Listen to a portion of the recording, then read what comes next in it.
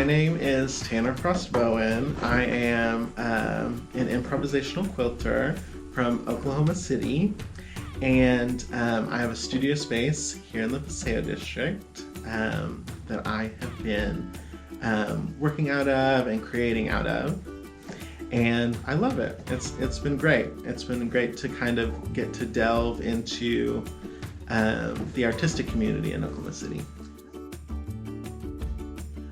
I started sewing when, in October of 2019, I worked night shift, and so I needed a hobby to do. I was just watching like Game of Thrones and not doing anything besides that.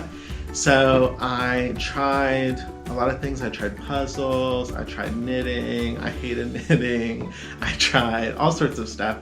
But then I went and got the stuff to make a quilt at Walmart and spent the whole night hand sewing big blocks together and not looking up enough tutorials because it was very haphazard.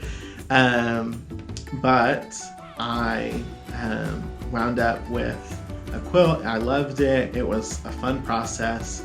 And so it made me want to get a sewing machine, and so that's how I kind of got into it. So both of my great-grandmothers are quilters.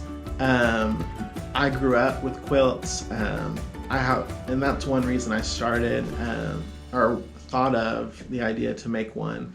I have so many good memories of just reading and taking naps and lounging around my grandmother's and mother's house and under quilts. So and they're beautiful. Their work was so beautiful. So I was always looking at them, and they were always around.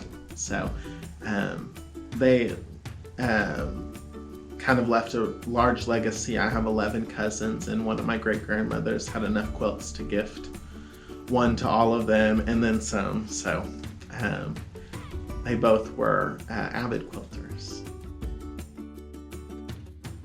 The first quilt that I made on my machine is this rainbow striped quilt.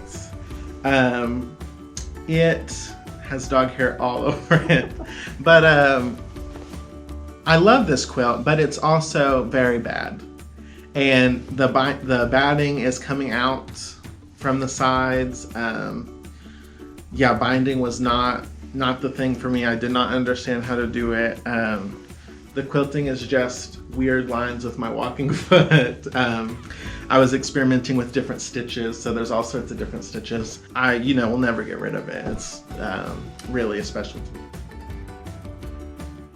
And that's the whole thing that I've discovered with improv, and that's what I love so much, is that with quilting you can you don't have to make things that are perfect. You can make things that look like they almost shouldn't be quilts, to a certain degree. So that's what I like doing. I like challenging kind of like quilts shouldn't be square, in my opinion.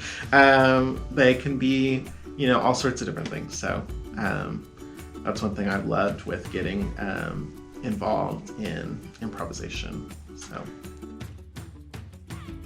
So some of the artists that I'm inspired by, the biggest is Sherry Lynn Wood. I found her book about improvisational quilting right at the beginning of me starting this whole thing, and it really kind of gelled with what I was trying to do. I didn't know I was trying to do improv, but I was not following. I was just cutting things and sewing them together, trying to figure it out on my own, and letting quilts evolve. Even one of the first quilts I made with half square triangles and squares, I didn't have a pattern. I just did it from a picture. So that is kind of always been my philosophy, and she kind of guided me into giving me the techniques and the ability to kind of translate what was in my brain to a quilt. And so she'll always be my top quilter. But besides that, I love Instagram. I love following quilters on Instagram and being inspired by their abilities. Some of them that I love, Will Grimm, he's a quilter in Cleveland, Quilter Gardener. I don't know where she's from, but she makes the most beautiful quilts, Improv quilts. And let's see, also have some friends, Little Bear Quilts, things like that. So I love following people on Instagram and seeing their makes, and it's really half the fun of quilting is the community. With the materials that I use, a lot of the time it's been things that have been gifted to me. So that's one thing, is what's available. I practice a lot with some of the makes that I do. So I like to see if I can make circles lie flat, if I can just cut out circles and sew them together. Or if can I make that curve deeper? So I'll make something where it has deep curves.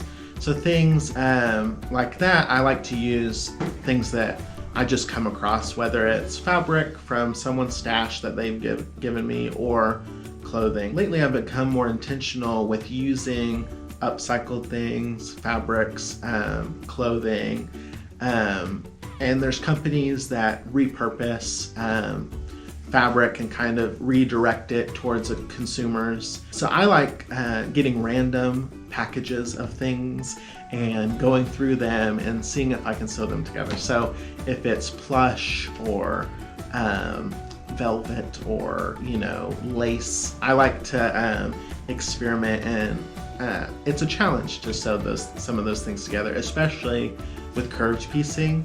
I've been being more interested in things that have texture, adding bits and pieces that feel interesting, and besides looking interesting. I hope to do more work with clothing. And two, I can go to Goodwill and spend $2 on a 5X shirt and have fabric forever. So I like that too. Sometimes when you're looking for things, or when you're trying to make things cheaply, because quilting is expensive, some of that clothing can be, if you're looking in the right place, it can be beneficial. One thing that I wanted to do in 2021 was I wanted to create with other people more. So I wanted to make things in community with other quilters. I love following people on Instagram. It's just so fun. And so I wanted a place that they could come and we could make things and chat and do all of that.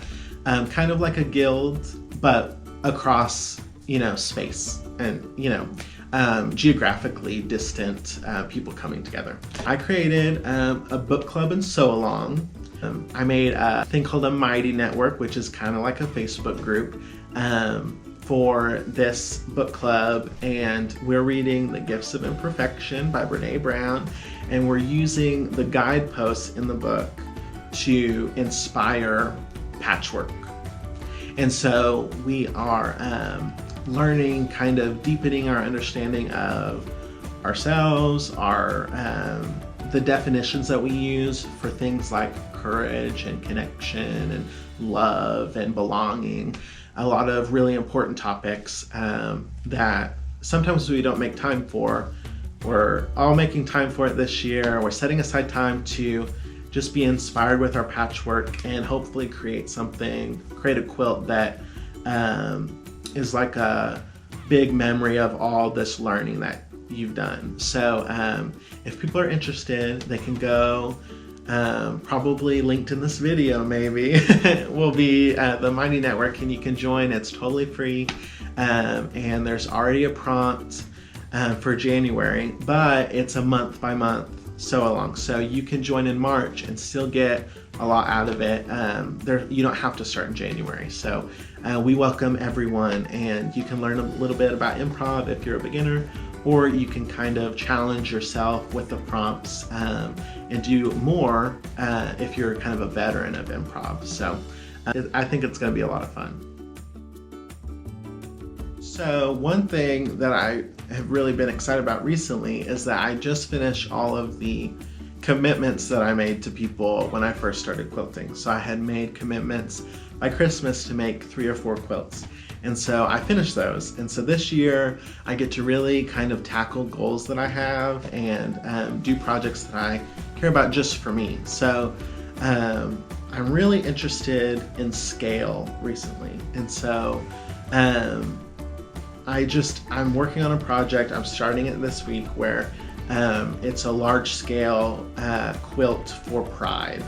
And so I am using all the colors and trying to make a quilt that's really big. And that's, and maybe what does a quilt become when it's huge? Is it a quilt? Like what is that? So that's what I've been interested in. I would love to tackle larger scale projects. I have the space and the equipment to do it now. I didn't have that when I was in my apartment, sewing on, quilting on a small brother, machine. Now I have a long arm, I have the space to lay things out. So just logistically, I can make larger things. So I think 2021 will be the year that I tackle some big, large scale projects. And I hope that's what it is. If I make little mini quilts all year, I'll still be just as happy, but having a goal, setting out to do it is great. And so I would love to make things that people look at and really don't understand that it's a quilt when they look at it. They think it's almost mural-like. And so that's what I want to do this year.